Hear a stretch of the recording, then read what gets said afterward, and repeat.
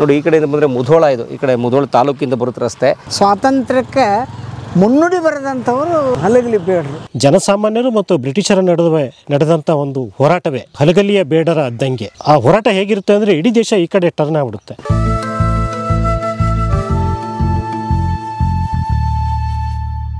ಸ್ನೇಹಿತರೆ, ಈಗ ನಾವಿರುವಂಥದ್ದು ಬಾಗಲಕೋಟೆ ಜಿಲ್ಲೆ ಸ್ನೇಹಿತರೆ, ಇದು ಮುಧೋಳ ತಾಲೂಕು.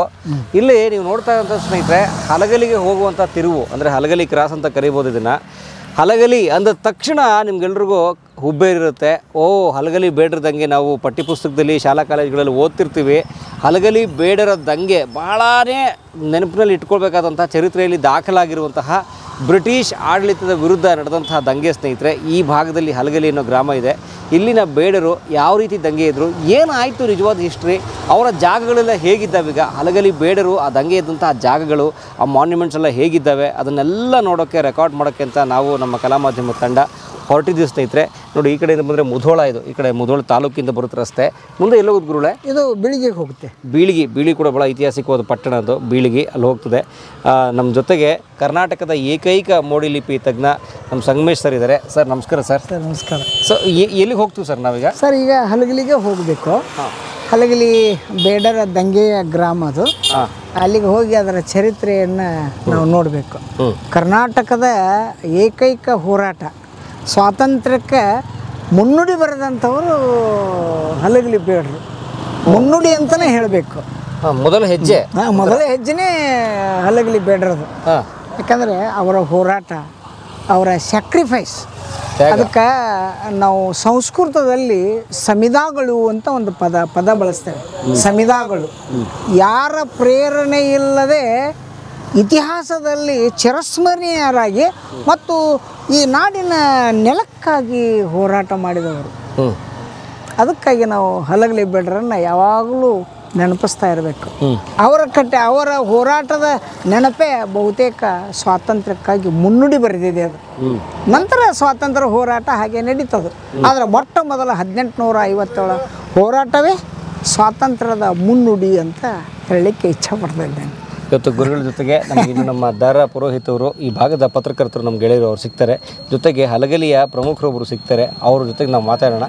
ಹಲಗಲಿಯ ಸಂಪೂರ್ಣ ಚರಿತ್ರೆಯನ್ನು ನಾವು ದಾಖಲಿಸೋಣ. ಸ್ವಾಗತ ಬಾಗಲಕೋಟೆ ಜಿಲ್ಲೆ ಮುಧೋಳ ತಾಲೂಕು ಹಲಗಲಿಗೆ. ಬನ್ನಿ ಹೋಗೋಣ.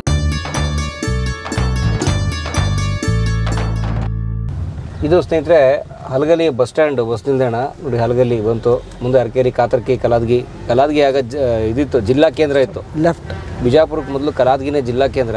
ಸ್ನೇಹಿತರೆ ನಾವು ಬಂದು ಈಗ ಹಲಗಲಿಗೆ. ನೀವು ಹಲಗಲಿ ಈ ಒಂದು ಪ್ರತಿಮೆಯನ್ನು ನೋಡ್ತಾ ಇದ್ದೀರಿ. ಇದು ಹಲಗಲಿಯ ಮುಖ್ಯವಾದ ಒಂದು ವೃತ್ತ. ಇದು ನಮ್ಮ ಜೊತೆಗೆ ಪುರೋಹಿತ್ ಸರ್ ಇದ್ದಾರೆ, ಅವರು ಪತ್ರಕರ್ತರು. ಸರ್ ಹೇಗಿದ್ದೀರಿ ಸರ್?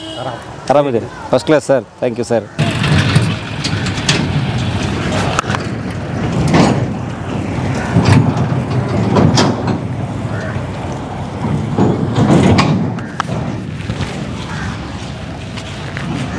ಏನು ಸರ್ ಈ ವೀರರ ಕಥೆ? ಏನಿದು ಹಲಗಲಿ ಬೇಡರ ದಂಗೆಯ ಕಥೆ ಸರ್? ಇದು ಬ್ರಿಟಿಷರಿಗೂ ಮತ್ತು ಜನಸಾಮಾನ್ಯರಿಗೂ ನಡೆದ ಒಂದು ದೊಡ್ಡ ಹೋರಾಟ. 1823ರಲ್ಲಿ ಭಾರತದ ಸ್ವತಂತ್ರ ಹೋರಾಟ ಪ್ರಾರಂಭ ಆಗ್ತದೆ. 1823 ಸುಮಾರಿಗೆ 24ರಲ್ಲಿ ಪ್ರಾರಂಭ ಆಗ್ತದೆ.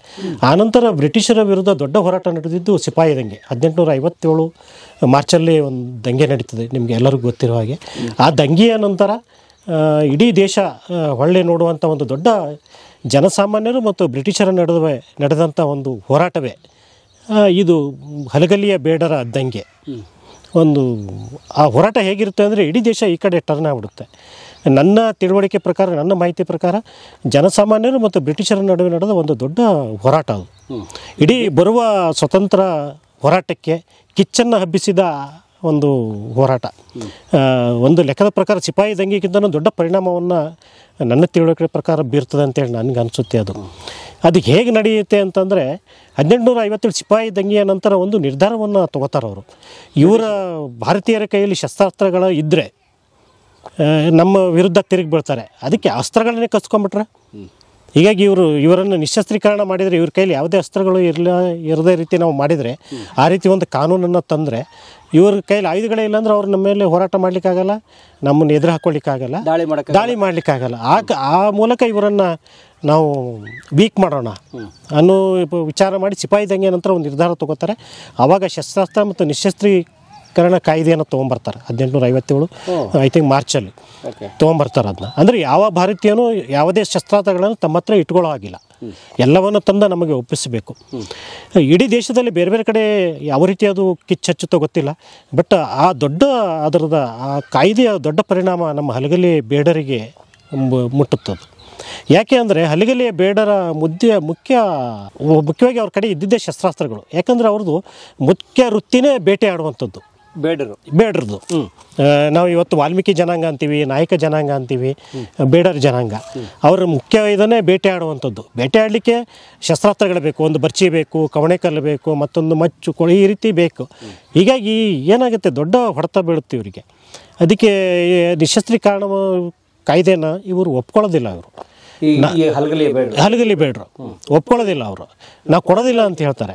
ಅದು ನಮ್ಮ ಜೀವನೋಪಾಯಕ್ಕಾಗಿರುವಂಥ ಶಸ್ತ್ರಾಸ್ತ್ರಗಳು, ನೀವು ಅವನ್ನೇ ನಮ್ಗೆ ಕೊಡಿ ಅಂತಂದರೆ ನಾವು ನಿಮ್ಗೆ ಕೊಡೋದಿಲ್ಲ ಅಂತ ಹೇಳ್ತಾರೆ. ಭಾಳ ಜಾನ್ ಫ್ಲೀಟ್ ಅವರು ಆಗಿನ ಬ್ರಿಟಿಷ್ ಅಧಿಕಾರಿ ಒಂದಿಷ್ಟು ಲಾವಣಿಗಳನ್ನು ಸಂಗ್ರಹ ಮಾಡ್ತಾರೆ. ಜಾನ್ ಫ್ಲೀಟ್ ಅಂತೇಳಿ ಒಬ್ಬ ಒಳ್ಳೆಯ ಬ್ರಿಟಿಷ್ ಅಧಿಕಾರಿ. ಅವರು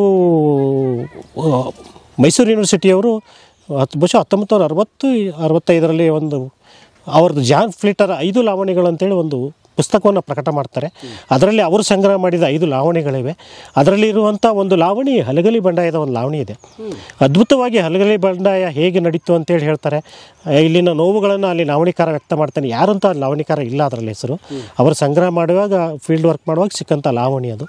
ಅದರಲ್ಲಿ ಭಾಳ ಅದ್ಭುತವಾಗಿ ಈ ಹಲಗಲಿ ಬಂಡಾಯದ ಧ್ವನಿ ಲಾವಣಿಕಾರ ಹೊರಡಿಸ್ತಾರೆ. ಅದರಲ್ಲಿ ಒಂದು ಮಾತನ್ನು ಭಾಳ ಚಂದ ಬರೀತಾರೆ ಅವರು, ಲಾವಣಿಕಾರ ಬರಿತಾನದು. ಅವರು ಹೇಳ್ತಾರೆ, ಅವರು ಶಸ್ತ್ರಾಸ್ತ್ರಗಳನ್ನು ನಿಮಗೆ ಕೊಟ್ಟಿವಿ ಅಂದರೆ ನಮ್ಮ ಪಕ್ಕದಲ್ಲಿರುವಂಥ ಹೆಂಡತಿಯನ್ನು ನಿನಗೆ ಒಪ್ಪಿಸ್ದಂಗೆ ಅಂತೇಳಿ ಒಂದು ಮಾತನ್ನು ಲಾವಣಿಕಾರ ಬರಿತಾನದು ಇವರ ಧ್ವನಿಯಾಗಿ, ಹಲಗಲಿ ಬೇಡರ ಧ್ವನಿಯಾಗಿ. ನಮ್ಮ ಮಗಳ ಹೆಂಡತಿನ ನೀನು ಕೈಯಾಗ ಕೊಟ್ಟರೆ ನಮ್ಮದೇನು ಉಳಿತು, ಹಂಗಾಗಿ ನಾವು ಶಸ್ತ್ರಾಸ್ತ್ರ ಕೊಡೋದಿಲ್ಲ ಅಂತ ಹೇಳ್ತಾನೆ. ಹೀಗಾಗಿ ಶಸ್ತ್ರಾಸ್ತ್ರ ಕೊಡಲಿಕ್ಕೆ ಅವರು ಒಪ್ಪೋದಿಲ್ಲ. ಅವರು ಒಪ್ಪದೇ ಇದ್ದಾಗ ಮೊದಲು ಮಾತುಕತೆಗೆ ಬರ್ತಾರೆ. ಮಾತುಕತೆ ಮೊದಲು ತಾವೇ ಬರ್ತಾರೆ ಇಲ್ಲಿಯವ್ರ ಜೊತೆ. ಅದು ಮಾತುಕತೆ ವಿಫಲ ಆಗುತ್ತೆ. ಅವ್ರು ಕೊಡೋದೇ ಇಲ್ಲ ಅಂತ ಹೇಳ್ತಾರೆ. ನೀವು ಬೇಕಾದ ಮಾಡಿರಿ, ಕೊಡೋದೇ ಇಲ್ಲ ಅಂತ ಹೇಳ್ತಾರೆ. ಹೆದರಿಸ್ಲಿಕ್ಕೆ ಪ್ರಯತ್ನ ಮಾಡ್ತಾರೆ, ಕೊಡೋದಿಲ್ಲ ಅಂತ ಹೇಳ್ತಾರೆ. ಕಡೆಗೆ ಆವಾಗ ಇಲ್ಲಿ ಮುಧೋಳ ಸಂಸ್ಥಾನ ಇರುತ್ತೆ.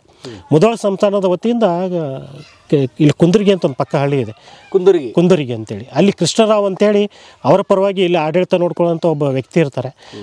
ಕುಂದರ್ಗಿಯ ಕೃಷ್ಣರಾವ್ ಅವ್ರನ್ನ ಸಂಧಾನಕ್ಕೆ ಕಳಿಸ್ತಾರೆ ಅವರು ಬ್ರಿಟಿಷರು. ಬೇಡ, ಇದು ಹೋರಾಟ ನಮ್ಮ ಜೊತೆ ಮಾಡೋದು ಬೇಡ, ನೀವು ಶಸ್ತ್ರಾಸ್ತ್ರಗಳನ್ನು ಒಪ್ಪಿಸ್ರಿ ಅಂತೇಳಿ. ಆ ಹೋರಾಟಕ್ಕೂ ಇವರು ಒಪ್ಪೋದಿಲ್ಲ. ಆ ಸಂಧಾನವೂ ಮುರಿದು ಬೀಳುತ್ತೆ. ಮಾತುಕತೆ ನಡೆದಿದೆ. ಮೊದಲ ಹಂತದಲ್ಲಿ ತಾವೇ ಇದು ಮಾಡ್ತಾರೆ, ತಮ್ಮ ಲೆವೆಲ್ದಲ್ಲಿ ಆಗೋದಿಲ್ಲ. ಎರಡನೇ ಹಂತದಲ್ಲಿ ಕೃಷ್ಣರಾವ್ ಬರ್ತಾರೆ, ಅವರು ಆಗೋದಿಲ್ಲ. ಸ್ಥಳೀಯ ತಮ್ಮ ಪರವಾಗಿದ್ದ ನಾಯಕರುಗಳನ್ನು ಬಳಸಿಕೊಳ್ಳೋ ಸಾಧ್ಯತೆಯೂ ಇದ್ದಿರ್ಬೋದು ಅವಾಗ. ಬಟ್ ಯಾವುದಕ್ಕೂ ಇವರು ಬಗ್ಗೋದಿಲ್ಲ. ಇವರು ಕೊಡೋದಿಲ್ಲ. ಯಾಕಂದ್ರೆ ಅದು ನಮ್ಮ ಜೀವನಾಧಾರ. ಅದು ನಿಮ್ಮನ್ನು ಹೊಡಿತೀವೋ, ನಿಮ್ಮ ಮುಂದೆ ನಿಮ್ಮ ಅದಕ್ಕೆ ವಿರುದ್ಧವಾಗಿ ಅದನ್ನು ಬಳಸ್ತೀವೋ ಬಿಡ್ತೀವೋ ಅದು ಸೆಕೆಂಡ್ರಿ. ಬಟ್ ಅದು ನಮ್ಮ ಜೀವನಾಧಾರ. ಅದು ನಮ್ಮ ಮಗಳಿರೋ ಭಾಳ ಚೆನ್ನಾಗಿ ಹೇಳ್ತಾನೆ. ಲಾವಣಿಯ ಒಂದು ವಿಡಿಯೋನ ನಿಮ್ಗೆ ಆಮೇಲೆ ಕೊಡ್ತೀನಿ, ಅದು ಹಾಡಿದೆ. ಅದ್ಭುತವಾಗಿ ಲಾವಣಿಕಾರ ಭಾಳ ಚೆನ್ನಾಗಿ ಹೇಳ್ತಾನೆ ಅದನ್ನ. ಅದು ಲಾವಣಿ ಕೇಳಿದರೆ ಮೈಯೆಲ್ಲ ರೋಮಗಳು ಏರುವಂಥದ್ದು ಅನಿಸುತ್ತದು. ಆ ರೀತಿ ಧ್ವನಿಯನ್ನು ಆ ಲಾವಣಿಕಾರ ಅವರ ನೋವನ್ನು ಹೊರಡ್ತಾನೆ. ಅದರಲ್ಲಿ 2ನೇ ಪ್ಯಾರದಲ್ಲಿ ಹೀಗೆ ಹೇಳ್ತಾರೆ, ಅದು ನಿಮಗೆ ಶಸ್ತ್ರಾಸ್ತ್ರ ಕೊಟ್ಟರೆ ನಮ್ಮ ಪಕ್ಕದಲ್ಲಿರುವಂಥ ಹೆಂಡತಿ ಕೊಟ್ಟಂಗೆ ಕೊಡೋದಿಲ್ಲ ಅಂತ ಹೇಳ್ತಾರೆ ಅವರು. ಶಸ್ತ್ರಾಸ್ತ್ರ ಕೊಡೋದಿಲ್ಲ ಅಂತೇಳಿ. ಹೀಗೆ 2-3 ಸಂಧಾನಗಳು ವಿಫಲ ಆಗ್ತದೆ. ಕೃಷ್ಣರಾವ್ ಸಂಧಾನಗಳು ವಿಫಲ ಆಗ್ತವೆ. ವಿಫಲ ಆದಾಗ ಕೊನೆಯ ಹಂತದಲ್ಲಿ ಹೋರಾಟಕ್ಕೆ ಅವರು ಅನಿವಾರ್ಯವಾಗಿ ಸಜ್ಜಾಗಬೇಕಾಗ್ತದೆ. ಯಾಕಂದರೆ ಅವರಿಗೆ ಆಗ ಭಾಳ ಅಂದರೆ ಇದು ಒಂದು 500-1000 ಜನಸಂಖ್ಯೆ ಇರುವಂಥ ಪುಟ್ಟ ಹಳ್ಳಿ ಹಲಗಲಿ. ಬೇಡ ಸಮುದಾಯದವರೇ ಇದ್ದಂಥ ಭಾಳ ದೊಡ್ಡ ಸಣ್ಣ ಹಳ್ಳಿ ಇದು. ಈ ಭಾಗದಲ್ಲಿ ಹೆಚ್ಚು ಬೇಡ ಸಮುದಾಯದವರು ಭಾಳ ಜನ ಇರ್ತಾರೆ. ಇಂಥ ಪುಟ್ಟ ಹಳ್ಳಿಯ ವಿರುದ್ಧ ಸಂಧಾನನೂ ವಿಫಲ ಆಗುತ್ತೆ. ಅವ್ರಿಗೊಂದು ಪ್ರತಿಷ್ಠೆಯ ಪ್ರಶ್ನೆ ಆಗಿಬಿಡುತ್ತೆ ಅವರಿಗೆ, ಬ್ರಿಟಿಷರಿಗೆ. ಇಡೀ ದೇಶವನ್ನು ಅಟ್ಲೀಸ್ಟ್ ಇವರೇನು ಒಬ್ಬರ ದೊಡ್ಡ ರಾಜಮಂತಂದವರಲ್ಲ, ದೊಡ್ಡ ಅರಸೋತಿಗೆಯವರಲ್ಲ, ಸಾಮಂತರಲ್ಲ, ಪಾಳೆಗಾರಲ್ಲ. ಒಂದು ಸಣ್ಣ 500-600 ಜನಸಂಖ್ಯೆ ಇರುವಂಥ ಒಬ್ಬ ಬೇಡ ಸಮುದಾಯದವರು ನಾವಿಷ್ಟು ಸಂಧಾನ ಮಾಡಲ್ಲ, ಸಡ್ಡು ಹೊಡೆದಿದ್ದಾರಲ್ಲ ಅಂದ್ಕೊಳ್ಳೆ ಒಂದು ಪ್ರತಿಷ್ಠೆಯ ಪ್ರಶ್ನೆಯಾಗೂ ತೆಗೆದುಕೊಂಡಿರೋ ಸಾಧ್ಯತೆಗಳು ಇರ್ತವೆ. ಹೀಗಾಗಿ ಅವರು ಯುದ್ಧಕ್ಕೆ ಅಣಿಯಾಗಬೇಕಾದಂಥ ಅನಿವಾರ್ಯತೆ ಇರ್ತಾರೆ. ಈ ಹೋರಾಟದ ಮುಂಚೂಣಿಯಲ್ಲಿದ್ದವರು ಜಡಗ, ಬಾಲ, ಆಮೇಲೆ ಹನುಮವ್ವ ಅಂತ ಇರ್ತಾಳೆ, ಆಮೇಲೆ ರಾಮಿ ಅಂತ ಒಬ್ಬ ಹೆಣ್ಮಗಳು ಬರ್ತಾಳೆ. ಇವರೆಲ್ಲರೂ ಮುಂಚೂಣಿಯವರು ಇರ್ತಾರೆ. ಭಾಳ ಜನ ಇರ್ತಾರೆ ಇದರಲ್ಲಿ. ಮುಂಚೂಣಿ ಒಳಗಿದ್ದವರು ಜಡಗ ಮತ್ತು ಬಾಲ. ಒಂದು ಕೆಲವು ದಾಖಲೆ ಪ್ರಕಾರ ಜಡಗ ಬಾಲ ಮಾವ ಅಳಿಯ ಅಂತ ಹೇಳ್ತಾರೆ. ಅವ್ರಿಗೆ ಊರಲ್ಲಿರುವಂಥ ಅವ್ರ ವಂಶಸ್ಥರಲ್ಲಿ ಅದೊಂದಿಷ್ಟು ಗೊಂದಲಗಳಿವೆ. ಕೆಲವರು ಜಡಗ ಬಾಲ ಅಣ್ಣ ತಮ್ಮ ಅಂತ ಹೇಳ್ತಾರೆ, ಇಲ್ಲ ಮಾವ ಅಳಿಯ ಅಂತ ಹೇಳ್ತಾರೆ. ಅದು ಗೊಂದಲಗಳಿವೆ. ಗೊಂದಲಗಳು ಏನೇ ಇರಲಿ, ಜಡಗ ಬಾಲ ಅವರ ಮುಂಚೂಣಿ ಒಳಗೆ ಈ ಹನುಮವ ಅಂತ ಹೆಣ್ಮಗಳು ಇರ್ತಾರೆ, ರಾಮಿ ಅಂತ ಇರ್ತಾಳೆ. ಈಗ ಒಂದಿಷ್ಟು ಜನ ಎಲ್ಲ ಸೇರ್ಕೋತಾರೆ ಅದು ಹೋರಾಟಕ್ಕೆ. ಬಟ್ ವಿಶೇಷವಾಗಿ ಈ ಎಲ್ಲ ಹೋರಾಟಕ್ಕೆ ಇವರು ಮುಗ್ಧ ಜನಸಾಮಾನ್ಯರು. ಇವರಿಗೆ ಹೋರಾಟದ ರೂಪರೇಷೆ ಗೊತ್ತಿಲ್ಲ. ಬಟ್ ಹೀಗೆ ಹೋರಾಟ ಬೇಕಂತ ಹೇಳಿಕೊಬ್ರು ಬೇಕಲ್ಲ. ದೈವವಶಾತ್ತು ಮುಧೋಳ ಸಂಸ್ಥಾನದಲ್ಲಿ ಬಾಲಾಜಿ ನಿಂಬಾಳ್ಕರ್ ಅಂತ ಇರ್ತಾನೆ ಸೈನ್ಯದಲ್ಲಿ. ಆತ ಇವರಿಗೆ ಸಪೋರ್ಟಾಗಿ ನಿಂದಿರ್ತಾನೆ. ಅವನ ವಂಶಸ್ಥರು ಈಗಲೂ ಮುಧೋಳದಲ್ಲಿದ್ದಾರೆ. ಅವನ ಮನೆ ಈಗಾದರೂ ಇಲ್ಲಿ ಹಲಗಲಿ ಇದೆ. ಬಾಲಾಜಿ ನಿಂಬಾಳ್ಕರ್ ಅಂತ ಹೇಳುವ ಸೈನ್ಯದಲ್ಲಿ, ಮುಧೋಳ ಸಂಸ್ಥಾನ ಸೈನ್ಯದಲ್ಲಿದ್ದ ಒಬ್ಬ ವ್ಯಕ್ತಿ ಇವರಿಗೆ ಸಪೋರ್ಟಿವ್ ಆಗಿ ನಿಂದಿರ್ತಾನೆ. ನಿಂತು ಅವರಿಗೆ ಯುದ್ಧದ ರೀತಿಗಳನ್ನು ಯಾವ ರೀತಿ ಹೋರಾಟ ಬೇಕು ಆ ರೀತಿ ಅವರಿಗೆ ಮಾರ್ಗದರ್ಶನ ಮಾಡ್ತಾನೆ. ಅವನ ಮಾರ್ಗದರ್ಶನದಲ್ಲಿ ಇವರೆಲ್ಲ ತಯಾರಾಗ್ತಾರೆ ಅವರು ಹೋರಾಟಕ್ಕೆ. ಮೊಟ್ಟ ಮೊದಲ ಹೋರಾಟ ಪ್ರಾರಂಭವಾಗುವುದು 1857 ನವಂಬರ್ 26ನೇ ತಾರೀಕು. ನವಂಬರ್ 26ನೇ ತಾರೀಕು ಮೊದಲ ಇದಾಗ್ತದೆ. ಆ ಸಂದರ್ಭದಲ್ಲಿ ಕಲಾದಗಿಯೊಳಗೆ 30ನೇ ರೆಜಿಮೆಂಟ್ ಇರುತ್ತೆ, ಮದ್ರಾಸ್ ರೆಜಿಮೆಂಟ್ ಅವ್ರದ್ದು. ಕಲಾದಗಿಯಲ್ಲಿ ಇಲ್ಲಿಂದ 20 ಕಿಲೋಮೀಟ್ರ್ ಆಗುತ್ತೆ ಹಲಗಲಿಯಿಂದ. ಬಾಗಲಕೋಟೆ ಜಿಲ್ಲೆ. ಬಾಗಲಕೋಟೆ ಜಿಲ್ಲೆನೇ ಇರ್ತದೆ. ಬಾಗಲಕೋಟೆ ಜಿಲ್ಲೆ ಇಲ್ಲಿಂದ 20 ಕಿಲೋಮೀಟ್ರ್ ಕಲಾದಗಿ ಆಗುತ್ತೆ. ಕಲಾದಗಿ ಆವಾಗ 1857ರಲ್ಲಿ ಇನ್ನೂ ಜಿಲ್ಲೆ ಇರಲಿಲ್ಲ ಅದು. ಆನಂತರ 1864ರಿಂದ 1884 ತನಕ 20 ವರ್ಷ ಜಿಲ್ಲೆ ಇರುತ್ತೆ ಬ್ರಿಟಿಷರ ಅವಧಿ ಒಳಗಡೆ ಕಲಾದಗಿ ಡಿಸ್ಟಿಕ್. ಹೌದೌದು, 20 ವರ್ಷ ಜಿಲ್ಲೆ ಇರುತ್ತೆ. ಆನಂತರನೇ 1884 ಡಿಸೆಂಬರ್ 1ಕ್ಕೆ ಬಿಜಾಪುರಕ್ಕೆ ಶಿಫ್ಟ್ ಆಗುತ್ತೆ. ಅದರದ್ದೇ ಬೇರೆ ಒಂದು ವಿಶೇಷವಾದ ಕಥೆ ಇದೆ. ಬಟ್ 1857ರಲ್ಲಿ ಅದು 1822ರಿಂದನೇ ಕಲಾದಗಿ ಒಳಗಡೆ ಸೈನ್ಯ ಇರುತ್ತೆ. 34 ವರ್ಷ ಅವರು ತಮ್ಮ ಆ ಸಂದರ್ಭದಲ್ಲಿ ಅದೇ ತನ್ನ ಪ್ರಾರಂಭವಾದ ಈ ಭಾಗದ ಸ್ವತಂತ್ರ ಹೋರಾಟವನ್ನು ಹತ್ತಲಿಕ್ಕೆ ಒಂದು ಜಾಗವನ್ನು ಹುಡುಕ್ತಾ ಇರ್ತಾರೆ. ಆವಾಗ ಕಲಾದಗಿ ಅವರಿಗೆ ಸೂಕ್ತವಾದ ಜಾಗ ಅನಿಸುತ್ತೆ.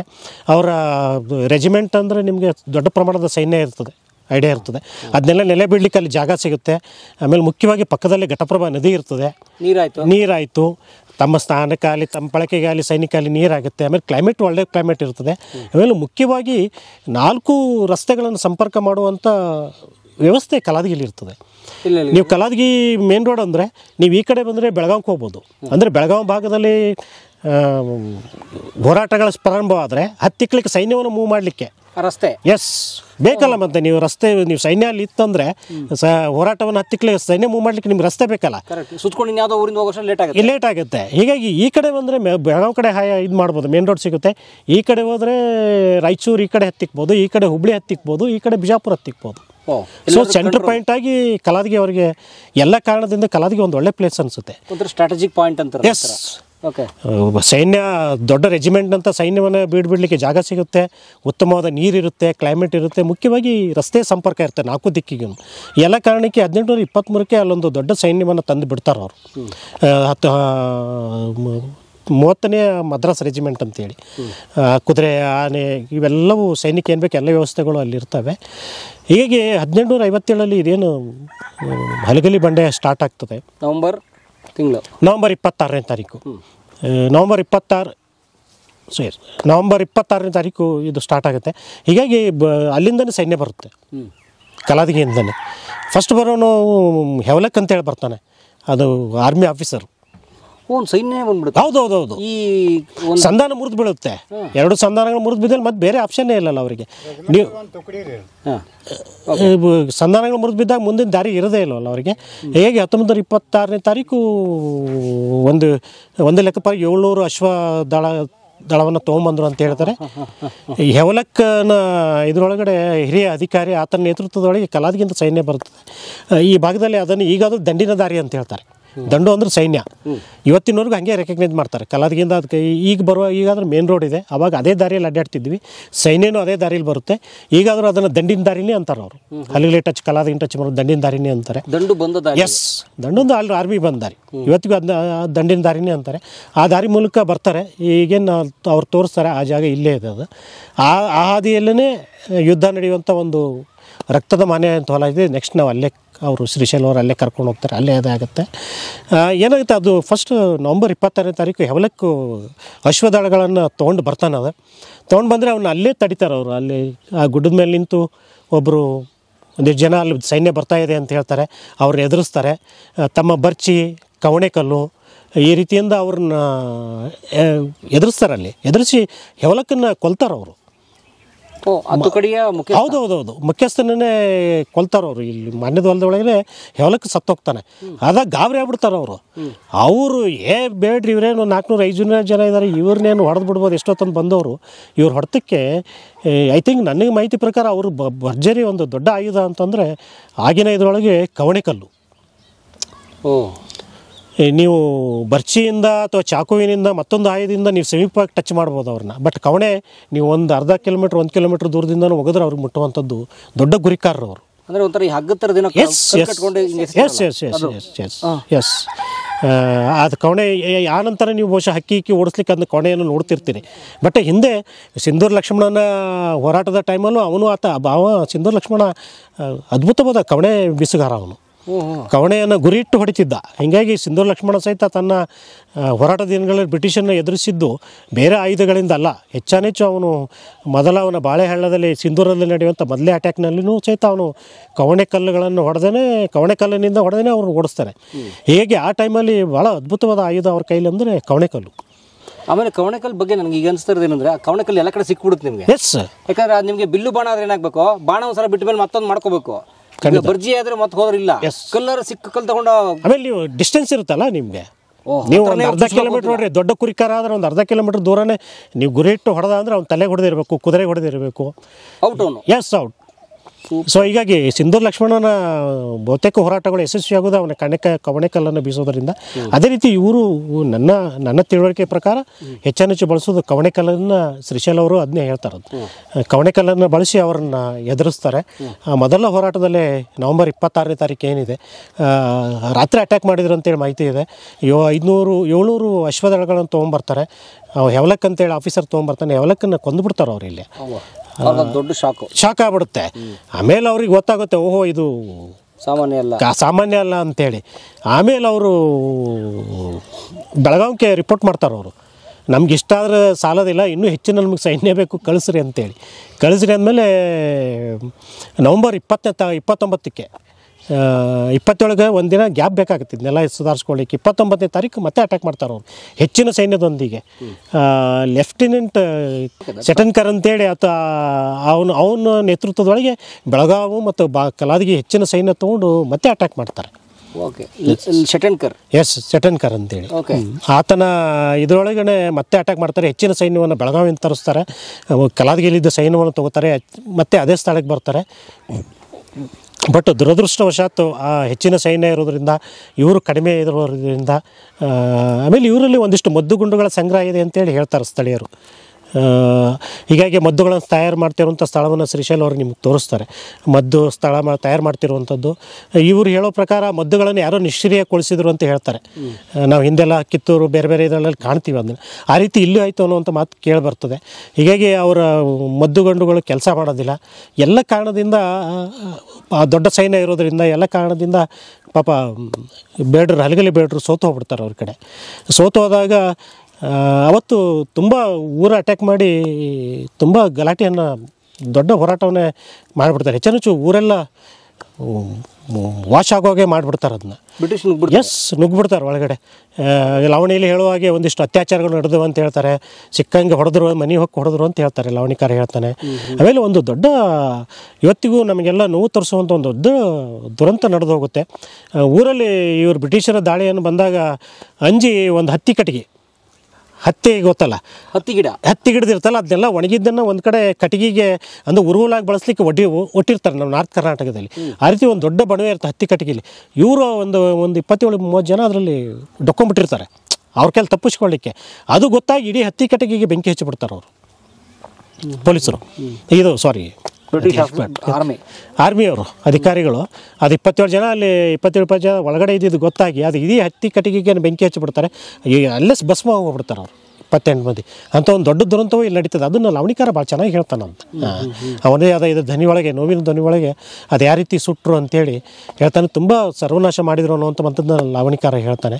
ಆವಾಗ ಒಂದು 250-60 ಜನನ ತಮ್ಮ ವಶಕ್ಕೆ ತೊಗೋತಾರೆ, ಇನ್ಕ್ಲೂಡಿಂಗ್ ಜಡಗ, ಬಾಲ, ಹನುಮವ್ವ, ರಾಮಿ ಇವರೆಲ್ಲರನ್ನು ತೊಗೋತಾರೆ ಅವರು. ತೊಗೊಂಡು ಅವರಲ್ಲಿ 13 ಜನರನ್ನು ಡಿಸೆಂಬರ್ 11ನೇ ತಾರೀಕು ಜಡಗ, ಬಾಲ, ರಾಮಿ, ಹನುಮವ್ವ ಇಂಥ ಒಂದು ಒಟ್ಟು ಪ್ರಮುಖವಾಗಿದ್ದಂಥ 11 ಜನರನ್ನು ಮುಧೋಳದಲ್ಲಿ ನೇಣಿಗೆ ಏರಿಸ್ತಾರೆ. ಡಿಸೆಂಬರ್ 11ನೇ ತಾರೀಕು 1857 ಡಿಸೆಂಬರ್ 11ನೇ ತಾರೀಕು.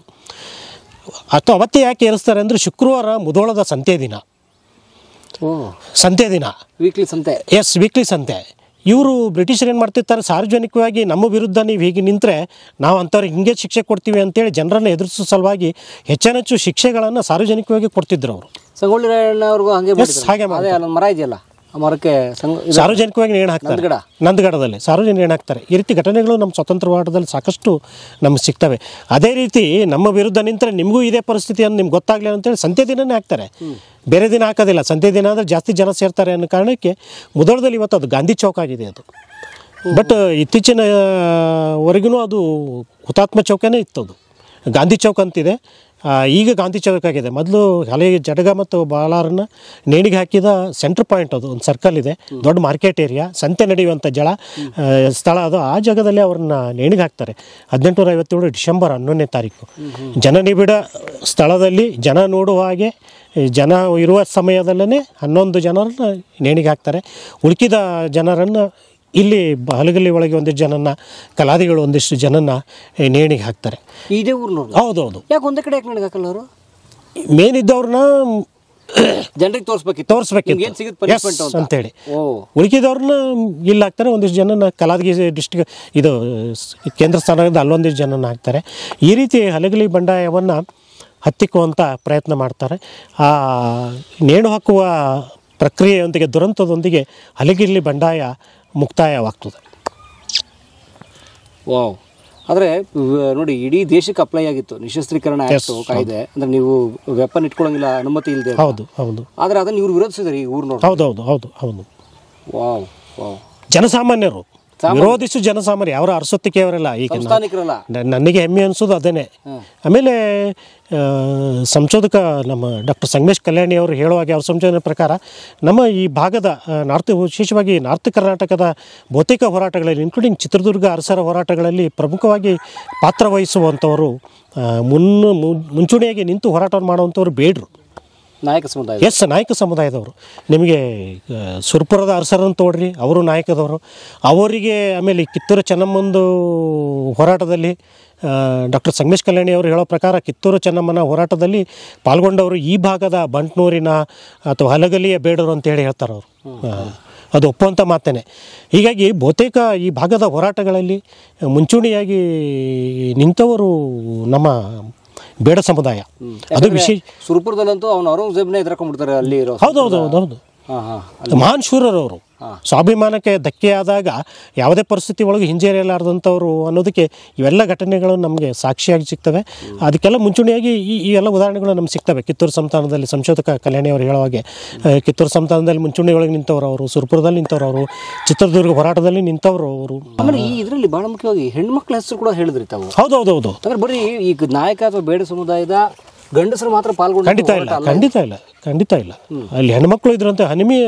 ರಾಮಿ ಅಂತೇಳಿ ಒಬ್ಬ ಹೆಣ್ಮಗಳು ಬರ್ತಾಳೆ, ಹನುಮವ್ವ ಅಂತೇಳಿ ಒಬ್ಬ ಹೆಣ್ಮಗಳು ಬರ್ತಾರೆ. ನಮ್ಗೆ ಇದರಲ್ಲಿ ಬರ್ತಾರೆ, ಲವಣೆಯಲ್ಲಿ ಬರ್ತದೆ, ಪ್ರಸ್ತಾಪ ಬರುತ್ತದು. ಅವ್ರ ಪ್ರಸ್ತಾಪ ಹಾಕಂದ್ರೆ ಮುಂಚೂಣಿಯಲ್ಲಿ ಇದ್ದವರೇ ಇರಬೇಕಲ್ಲ. ಮತ್ತೆ ಈಗ 10-11 ಜನದ್ದು 5-6 ಜನದ್ದು ಬರ್ತದೆ, ಹೆಸರು ಬರ್ತದೆ ಅಂದ್ರೆ ಅವ್ರು ಮುಂಚೂಣಿಯಲ್ಲಿ ಇದ್ದಾರೆ. ಹಂಗಾರೆ ಈ ಜಡಗ ಬಾಲರಿಗೆ ಎಷ್ಟು ಮುಂಚೂಣಿಯೊಳಗೆ ಜವಾಬ್ದಾರಿ ತೊಗೊಂಡಿದ್ರು, ಆ ರೀತಿ ರಾಮಿ ಹನುಮವ್ವ ಇವರು ಜವಾಬ್ದಾರಿನೇ ತೊಗೊಂಡವರು. ಹೀಗಾಗಿ ಬೇಡ ಸಮುದಾಯದ ಹೆಣ್ಮಕ್ಳು ಸಹಿತ ಅಷ್ಟೇ ಸ್ವಾಭಿಮಾನಕ್ಕೆ, ದೇಶಕ್ಕೆ ಧಕ್ಕೆ ಆದಾಗ ನಾವು ಯಾರನ್ನೂ ಕೇಳಲ್ಲ ಅನ್ನೋ ಮನಸ್ಥಿತಿ ಒಳಗೆ ಗಟ್ಟಿಯಾಗಿ ಇದ್ದರು ಅನ್ನಲಿಕ್ಕೆ ನಮ್ಗೆ ಅದು ಖಂಡಿತ ಗೊತ್ತಾಗುತ್ತದು. Thank you sir.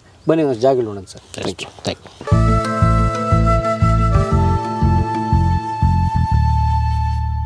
ಕಲಾ ಮಾಧ್ಯಮದ ಎಲ್ಲ ಎಪಿಸೋಡುಗಳು ನಿಮಗೆ ಸಿಗಬೇಕು ಅಂತಂದ್ರೆ ಕಲಾ ಮಾಧ್ಯಮ ಯೂಟ್ಯೂಬ್ ಚಾನೆಲ್ನ ಸಬ್ಸ್ಕ್ರೈಬ್ ಮಾಡಿ, ಬೆಲ್ ಐಕಾನ್ನ ಕ್ಲಿಕ್ ಮಾಡಿ, ತಪ್ಪದೇ ಮಾಡಿ. ಈ ವಿಡಿಯೋ ನೋಡಿದ್ದಕ್ಕೆ ನಿಮಗೆ ತುಂಬ ಧನ್ಯವಾದಗಳು. ಪುಸ್ತಕಗಳನ್ನು ಓದು ಮನಸ್ಸನ್ನು ಅರಳಿಸುತ್ತೆ, ಬುದ್ಧಿಯನ್ನು ಚುರುಕು ಮಾಡುತ್ತೆ, ಕಾಣದ ಹೊಸ ಲೋಕವನ್ನು ಪರಿಚಯಿಸುತ್ತೆ. ಹಾಗಾಗಿ ಓದುವ ಸಂಸ್ಕೃತಿ ಹೆಚ್ಚಾಗ್ಲಿ. ಧನ್ಯವಾದ.